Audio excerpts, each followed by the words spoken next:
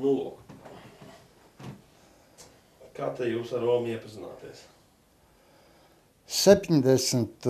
gadā noskatījos filmu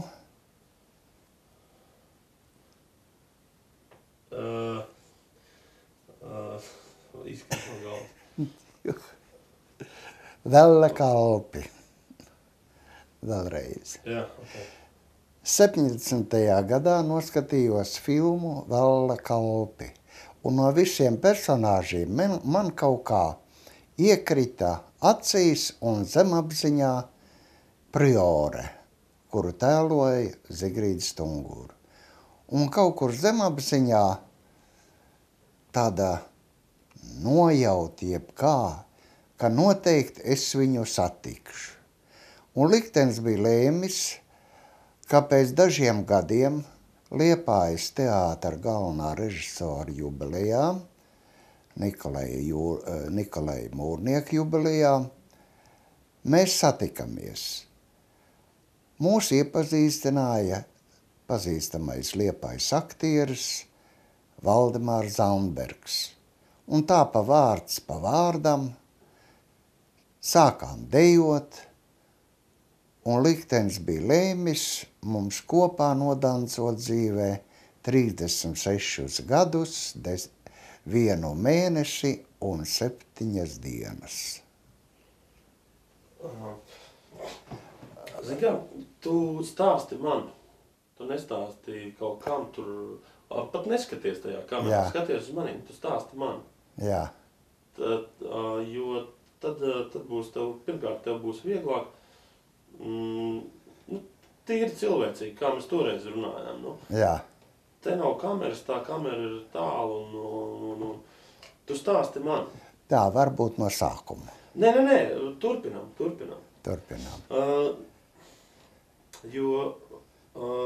Es varbūt tā turpināšu pats. Jā, ok. Es mazliet vēlos pievērst uzmanību viņas zinātgribai. Par lomām gan teātrī, gan kino lomām runā speciālisti. Bet es tieši par viņas zinātgribu. Tie, kuri bija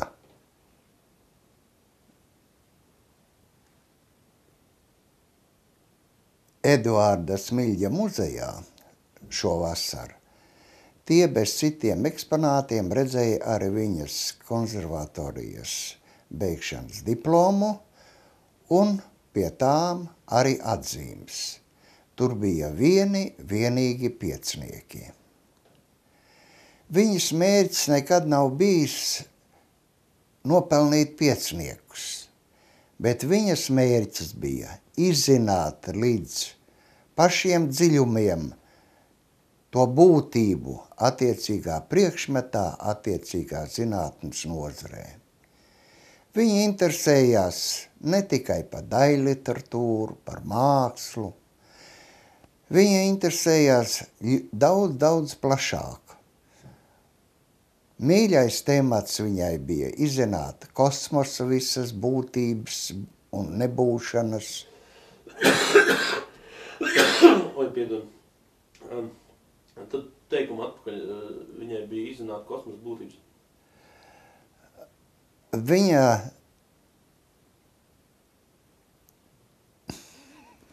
izsit.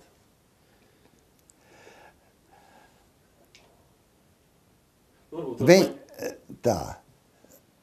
Var paņemt viņai interesē vairāk tur tās. Viņai interesēja daudz dažādas zinātnes. Ne tikai literatūra, ne tikai māksla, bet dažas tādas astronomiskas, astroloģijas un it sevišķi kosmosa visas būšanas un nebūšanas.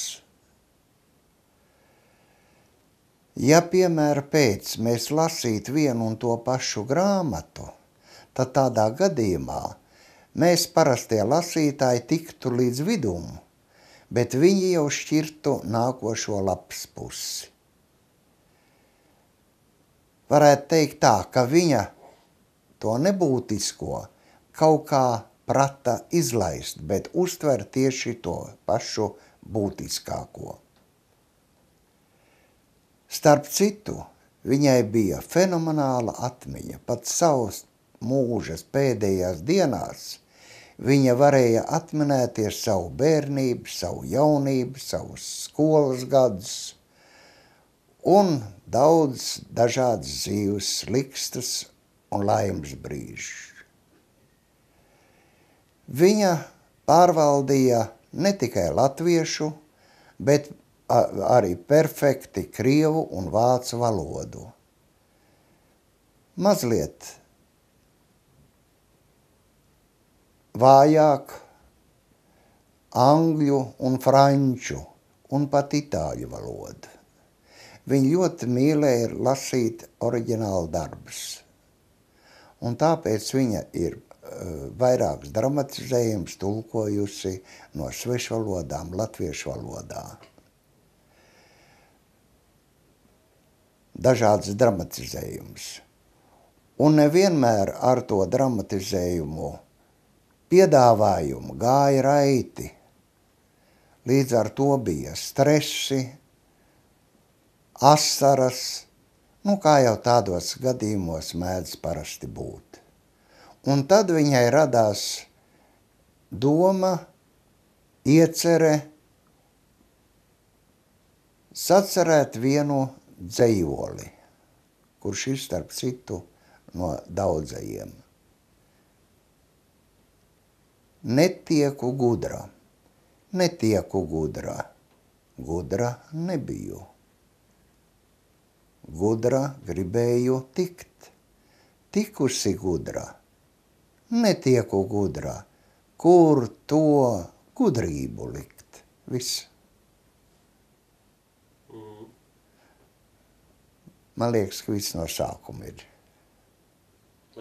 Kas no sākuma? Pārāk saraustīt un tā. Nē, tu domā pašu dzejolu vai?